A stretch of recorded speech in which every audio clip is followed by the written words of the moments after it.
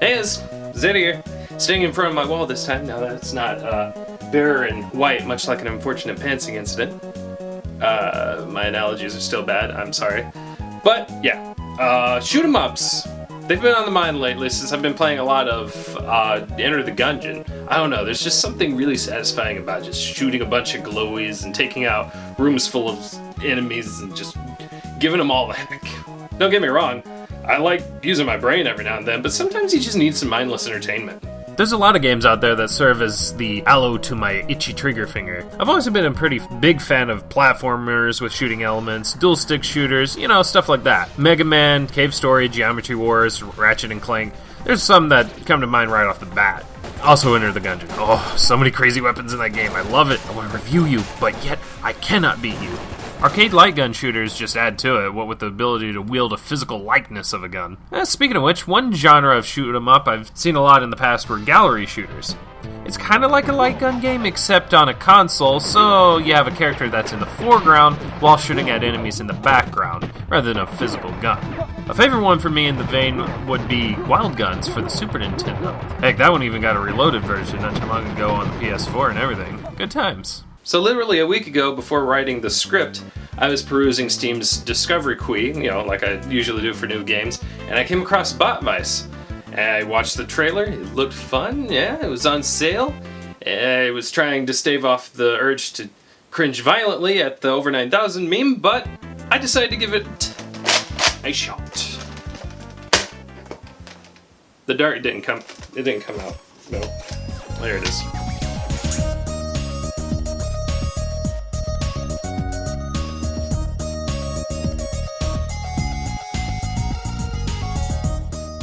Botvice is a gallery shooter style game that was created by DYA Games, released on July 11th, 2016. And from what little I know about DYA Games, they seem to be comprised of two brothers named Alberto and Daniel Vilches Carpio, located in Spain. Sorry if I mispronounced your names, fellas. Their site has only been around since 2014, and they've made two games according to it and Steam, the other being Super Star Path, a puzzle shooter. Botvice is their second game, being made in Game Maker Studio 1.4 if I'm not mistaken, after doing what research I could. Yeah, you'll have to forgive the scarcity of the information I have on DVA games, because honestly, on their website all I could find was links to their Twitter, DeviantArt, and YouTube, and there's really not much on them. So yeah, let's give the game a shot. Hey, it shot that time. Good times. Alright, yeah. The game starts up with a homage to the old winners don't do drugs screen in arcades. Sweet. We're already teasing the player, huh? It's still a suiting homage, though, as you'll soon see when we transition to the main menu. Botvice. Oh, title drop. I don't know, something about that just gets me all ready to play video games. Okay, so here's the first of the two intros, where we drop in on Erin playing a game of her own. How meta. Suddenly the game bugs out right after the final boss, and she changes the channel to fix it. Okay, that's not how that works. Whoa! Main villain jacked the frequency!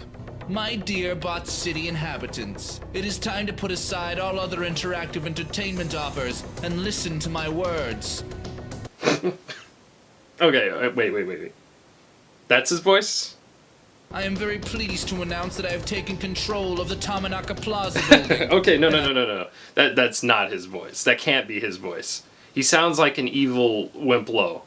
I'm a man too, you know. I go pee-pee standing up. I mean, no offense to whoever's doing his voice, but I already cannot take this villain seriously. Okay, so Mr.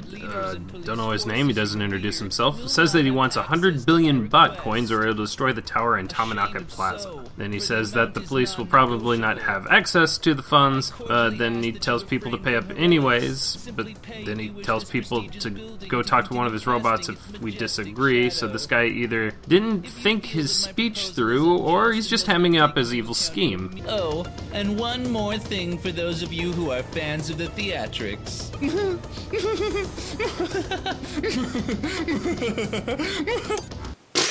Okay, this guy's totally hamming it up. He's super lame, but I love it. Unfortunately, he also has power, and that's a problem. I mean, Erin's taking it pretty bad, too. I couldn't even save my game. Ladies and gentlemen, our protagonist. The second intro cutscene gives us a bit of insight on Erin's backstory. Basically, to sum it up, she's a 28-year-old former police officer that used to go after a gang called the Wildbots until a botched operation cost her her arm and her partner. So now she decides to hunt them down again, this time on her own as a vigilante. I guess she's trying to avoid getting the police involved, unless the evil Wimplo blow up the plaza building ahead of time or something. I don't know. That's just my guess. Come on, there's no time. Okay, so let's jump into the game. First thing you'll see is this level select. You're used to seeing it though, because you'll be coming back here often. The game has 25 levels total, which took me about 2 hours to get through, despite having an in-game timer of 37 minutes and 10 seconds. Weird that there's 10 random seconds there. More on that in a little bit. Start up stage 1, and it kind of has a Megaman style boss intro, giving you the silhouette of the main threat. So each level has a set number of boss you'll be facing, and they kind of come in waves. After you destroy all but, one or two entities, the next wave comes in, rinse, repeat until you win. So yeah, this game's pretty satisfying. I mean, the first stage kind of gives you a good taste of what's to come. And the second stage gives you a taste of how the game will destroy you. So, in the first stage, you can kind of get away with just holding down aim and shooting for the most part. Then the second one, on the other hand, it features a weird difficulty spike, mainly due to these. See, these are indestructible objects that when shot, spawn these little flies. And the flies home in on you, and you either have to A, shoot them manually, which most likely ain't going to happen, or B, get out of their way, or C, melee them. First time I played this stage, I got trashed. A lot. It doesn't help that enemies will sometimes hang around the back of these things, and you can't get to them either. Pro tip, if your game has a time limit, you don't want inaccessible enemies at any point. That is a time drain and outside of the player's control. It's technically not fair. And that brings me to Botvice's difficulty. The game kind of prides itself on being old school difficulty, or so I think it does anyway. The difficulty ramp of the game is pretty steady, with a couple stages being harder than normal, so expect a few difficulty spikes. But it's nothing terrible. The game can be played on the usual 3 difficulties you'd expect: easy, medium, and hard. I played through on normal, and I thought that was a good enough challenge. All that being said, death is pretty quick, and the game throws you right back into the start of the stage, and the stages are around a minute or 2 long, if played well, so it's not too punishing or unreasonable. Also, there's none of that stupid, count with me, 3, 2, 1, and go! Don't count at me, just let me play. There's none of that crap, thankfully. Anyways, I feel the game is fair enough to you to feel like you can get to this stage if you buckle down and, shoot them proper. So yeah, what about the mechanics and the controls in this game? How do they feel? How do they fare? Well, you could go through the tutorial stage and the extras menu and, figure it out yourself, but the devs don't like keyboards. So, unless you're using a controller, specifically an Xbox controller, you're probably going to be confused. So, I'll explain for you. Okay, so we can move left and right like you'd expect and shoot a weapon and whatnot. The game also has a neato cover system that you'll be making use of to avoid enemy fire and enemy bullets? What do you call it? When an enemy spawns a smaller enemy that serves as a bullet? Those. You can even creep along cover if you want to, but you want to be careful as your cover is destructible, and there are also enemies that use explosives, jump at you, and even attack from the sides, all which bypass your cover entirely. This is where your dodge roll comes in handy. It gives you some invincibility frames to get in a better position, or through anything that would otherwise hurt you. The game does a pretty good job at encouraging you to use both as you see fit. Cover's a little faster, and you can get to shooting again pretty quick, and rolling is pretty good for bailing out of risky situations at the cost of control. You've also got this little lightsaber thing. It's about as useful for attacking as it is swatting a fly with a toothpick. However, the melee is good for quickly getting rid of enemy bullets, thus being faster than rolling or taking cover. So it's not entirely useless, and you can save some time using it if you get really good at it. The game also lets you aim at enemies by holding down the aim button, hence the name. By default, Erin shoots straight forward, which can be useful for destroying some stuff in the background that you can't lock onto, and for enemies that go faster than your bullets can meet them with the auto-aiming alone. Auto-aiming doesn't aim ahead, so it comes in handy. You can also switch weapons between 6 different types. Many a gun. You even get a satisfying little voiceover. Spread gun. This way. Flame gun. Grenade. Reminds me of Time Crisis 3 and 4, actually. Handgun. In order to get ammo for these guns, though, you'll have to shoot these little yellow enemies called ammo bots. Yeah, they're kind of squidgy. And that's also kind of like Time Crisis, actually. You've got your standard handgun that shoots as fast as you can push the shoot button. Really, it auto-shoots fast enough on its own, so, just hold it down. We've also got a machine gun that shoots way faster. That's a little inaccurate. Then there's the spread gun, aka shotgun, that trashes enemies up close and sprays enemies from afar. Then you have the flame gun, which is kind of my least favorite, honestly.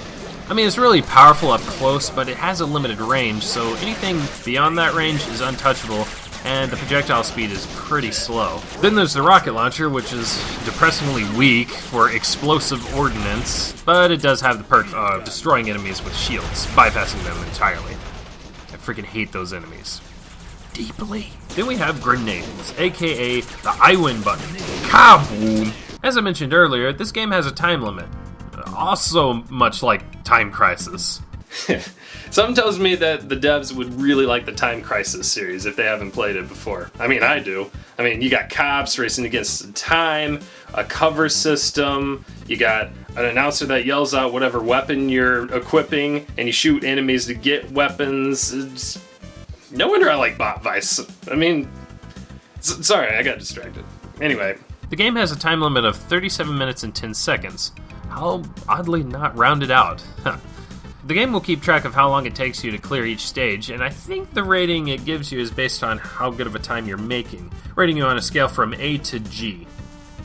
Yes, A to G, so that does include E. I don't know why some games do that. When I was growing up, E meant excellent and G meant good on a report card, but Point is, you want A's and B's. The game even color codes your rating on the stage select screen, along with giving you a heart for ending any of the stages with full health. If you so happen to be running low on time, though, you can replay stages you messed up on or didn't get a good time on to set a new fastest time, in which the difference will be added back to the big timer. So, what happens if you run out of time in this game? Actually, I'm asking you guys, what happens? I actually don't know. I actually had an okay time getting through the game without having to go back too often and getting more time. I mean, I did a couple times because I'm like, I want to keep my blue streak going. Becky wants blue, she don't want yellow. Ah, great, now I'm the one forcing a meme. The enemies are actually really varied for such a short game. I mean, not only do they look different, but each one has a different behavior. I mean, some run around, some hop around, some hover, some shoot little fast bullets, while others shoot slower waves of bullets. Some look like a character I designed years before this game came out. Some put a dumb shield up, so you have to stop shooting them for a moment to get them to drop it, or you can just freaking use your rocket launcher and trash them. Some fly in and get a cheap hit in. These guys suck. Freaking Cheesy James. Seriously, that's the name of them. It's better than the other names, the enemies. Who named these enemies? Nitro? But seriously, even the bosses have a great amount of variety. You'll be fighting fast hover bikers, heavy mech robots, a train with robots on them. Oh, okay, actually two. 2 trains with robots on them. 3! Someone close the line! You'll also be fighting the leaders of the Wild Butts, of course, aka Megaman Maverick rejects, such as Wild Pig, Blazing Rhino, Rocket Raccoon, Rocket Lizard, and so on. So yeah, I felt the game's mechanics overall were pretty solid, and I never felt like I was outmatched enough to have to adjust the difficulty from normal to hard, so hey. What about the game's presentation? I mean, other than the obvious, how does the game present itself? How does it feel? What does it feel like? Well, I'll tell you. Let's talk about the visuals. First thing that stands out is them pixely graphics. It's very Super Nintendo feeling. Really, the whole game feels like an SNES game, and it looks like one too. Even the theme of the game feels 80s futuristic stuff with brightly colored robots and lasers and neon. I will say though, the visuals do get a little overwhelming at times. It took me a little bit to get used to which bullets were mine and which were the enemies, and that could probably be fixed if the player's bullets were less flashy, but that's just me. Also, the screen shake got a little out of hand later on in the couple parts, even on low, so an option to turn those off entirely would be preferable. The game's soundtrack sounds like the Super Nintendo too. I know I keep bringing up the SNES, but really, it reminds me of it so much. Maybe it's the nostalgia speaking, but I just think it's Dan freaking D, man. Dominic Ninmark made the soundtrack to this game, and I've never heard of him before this review, but after visiting his SoundCloud, I was hooked on his stuff for a while. He belted out 44 freaking tracks for this little game. 44, and every stage has its own theme on top of all the other tunes, such as the boss themes and, you know, the menus and all that, they all feel rather Capcom-y, too. Big props to Mr. Nimmark here. Here, have a listen to the tutorial stage while I'm at it. Yes, the tutorial stage has its own track, too. And yes, it is great.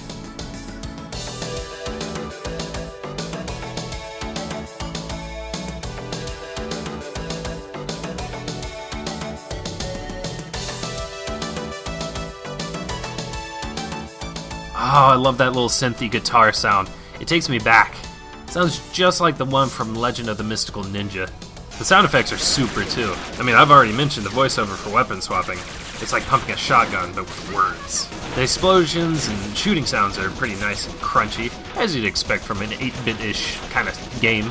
The only thing that sticks out audio-wise is the voice acting, as they're clear as crystal. No offense, though, the voice acting ranges from meh to really goofy. I mean, seriously, the best voice actor in the game is that announcer. Other than that, there's Erin, which she sounds... I'll stop the madman who's taken Tamanaga Plaza. Don't you worry. She doesn't sound entirely invested, especially near the end when she... Well, I'll cover that in another section. It's during an important plot twist. But the worst voices are from the final boss themselves, and good old Dr. Opticus. Oh, I'd love to research that arm of yours and incorporate its technology into my new combat units. Ooh. Oh, I'd be so annoyed if it wasn't so funny. So yeah, the music is actually really nice. The sounds are good and crunchy, and the voice acting is a little iffy, but they bothered to put it in there, so hey, whatever. And the pixel graphics are pretty nice. I know a lot of games use that as sort of a shortcut to kind of, you know, cheat a little bit when they might not be very artistically inclined. But here it actually works because, you know, it's a Super Nintendo game. And it actually looks like it belongs on the SNES.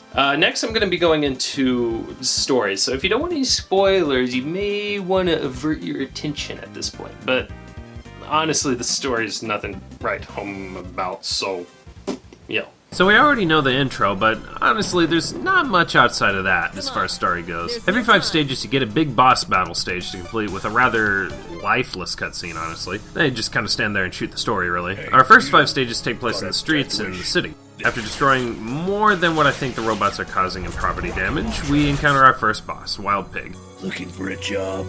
I visit my clubs frequently. You? Also, you're a robot. How does that even work? I don't want to know. Anyway, Erin jogs Wild Pig's memory while making jokes trying to be cool. Now, before I turn you into a jumbo breakfast order, there's one thing that intrigues me. We find out that he remembers taking her arm, so we take his life. So yeah, gun him down in the streets while avoiding sweeping attacks and grenades. Easy peasy. Okay, Erin then heads into the subway. Stage 10 holds Blazing Rhino. He's upset that you've killed Wild Pig for some reason. I don't know, he seemed like a sleaze to me. The news of Wild Pig's death spread like wildfire through our people. I visit my clubs frequently. Don't want to think about it. Erin tries to be cool again with some hot zingers. Seriously, they feel a little forced. We learned that they were instructed not to kill Erin, and we also learned that someone leaked the op details to the bots, thus making an ambush from an ambush. Blazing Rhino is then all like, wait, why am I talking to you? I'll just kill you. Attempts to do so, and doesn't. Honestly, he's probably one of the easier bosses in the game. Relying on shooting forward a lot of the time instead of mostly in sweeps and explosions and such. So next up is the sewers. It's not a Super Nintendo game without the sewers, eh? This section's boss is Rocket Lizard, and he's like, oh man, I knew we should have killed you. I tried to tell the boss. And Erin tries to be cool. You know, I've already turned 2 of your buddies into spare parts. But I am so looking forward to making it a hat trick. Don't use the word "so" like that. It makes you sound like a high schooler on the phone. Like, I am so done with these wild bots, Joanne. Like, so done. Except for Wild Pig. You think hot? I think he's hot. Sorry, I don't mean to riff, but the writing really needs some work. Then Rocket Lizard goes there. And how is your partner? And Erin sounds more mildly annoyed than insulted. You're going to pay for everything you've done. Come on, give us a little bit more feeling than that. That was a below-the-belt blow. Rocket Lizard then questions why she's not going to the plaza first to save it, which is a valid enough question, and Erin says... I mean, literally, that's what you are. A robotic lizard with a rocket. And I'm supposed to learn morality from you? What the heck does that do? Okay, fine. You have pink hair, so why should you be the protagonist? Same logic. So Rocket Lizard drops a Ninja Turtles reference. But what are you going to do now? Use police brutality, as you did with my poor friends Bebop and Rocksteady? Okay, that was a nice subtle nod to... Taste for awesome TV shows isn't going to help you. Yeah, real subtle nod. Thanks, Aaron. So the boss makes a few more Ninja Turtle puns during the battle, which is pretty great. It's a fun battle, honestly. And we trash him. Fourth section of the game is the lab area, because you can't have technology without an evil laboratory, am I right? Our boss for this section is Mr. Herpaderp himself, Dr. Opticus. Man, is his voice work so bad. It's bad, but it's funny bad. So I like it, because it makes me laugh. Ooh, the thought alone gets my heart racing. He's kind of my favorite. This is where we learned that the robots are trying to take over the city because the humans took organics and spliced it with advanced AI, making them sentient, which results them in rebelling because they don't want to be mere tools of war. Huh. Well, that's kind of an exposition bomb. So I guess we're meant to feel sorry for... Your eyes are super gross. They're like bulging and oozing this liquid while changing color. Wow, I think I might gag. Aaron, just stop talking. You're trying too hard to be clever. Just stop talking. Can I hear Dr. Opticus say some more words? Pod City will be taken by the androids and the humans will be crushed. Oh, Doc, you and your sheepishly self-conscious laugh. You're my favorite. I gotta hand it to the doc, though. He takes you one-on-one with, a couple bots that he deploys, but he made them, and he's a scrapper, too, man. The lightning attack and the laser attack, he will rave you dead if you're not careful. Not only is this a pretty decent challenge, but you get to hear him say... God, I can't even understand him, but it's pretty funny. Even his death streak is great. I'm gonna miss you, Doc. Then we get to the final section. After we've stopped the robot production, we can finally take on the Tamanaka Plaza Tower. Get ready for a thrashing, though, because the game throws everything at you and more. So slog through all of that, fight hard, and you finally get to the final boss. This is it. Aaron gives one last attempt at being clever, and it falls flat. Alright, Big Bots Clan Face. The party ends here and now. Oh, nice. So then, wait, his name is Lunatic? No, that's not a name. I'm calling him Evil Wimplo. So as you'd expect, Evil Wimplo's evil monologue begins. We then learn the plot twist. Ooh, it turns out that Roy leaked the operation to the Wild Bots, which if he's part of this ordeal, would explain why Aaron was spared. I suppose, if I was going to defect, I'd go all the way and kill the person that could stop me, but, what's with that trope anyways? I don't know. She was supposedly warned not to go to the operation beforehand as well, but that's probably not how police work operates. Oh, I don't feel like going on that one, boss. You gotta get somebody else. Anyway, the game says, enough talk, here comes the final boss. And it's tough. Oh man, is it tough. This guy has a bunch of attacks to remember, ranging from missiles homing in on you, burning you with his hover jets, volleys of bullets, and this really, really hard to dodge laser attack. Seriously, the laser move will only give you a fraction of a second to avoid the move, and you'll die a lot from everything. The game does throw you an ammo bot at the start of the fight to help you out, but I'm over here trying to save it for when I take damage, as picking up a heart when full of health wastes it, but, you can't just leave it there because it'll despawn. The game's auto-aim insists on prioritizing the ammo bot over Wimplo over here too, for some reason. Even if you're locked onto him, the game will automatically change your target to the ammo bot if you get too close or something like that. It's kind of annoying, especially considering how hard the boss is. But to be fair, it is doable. You just gotta grit your teeth and give it all you got, and eventually you'll win.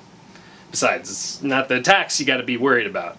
Because, you know those kids in school that have a voice kind of like getting a hair caught in your zipper, and they're trying too hard to be funny? Other than me. Can't hide forever. Here comes the pain. Let's play hide and seek. You'll hide, and I'll find you. Yep, that's this guy. This guy's the stupid kid in class. If you've got an ass, I'll kick it. Take a close look. This I rule, baby. Got you now. Yay!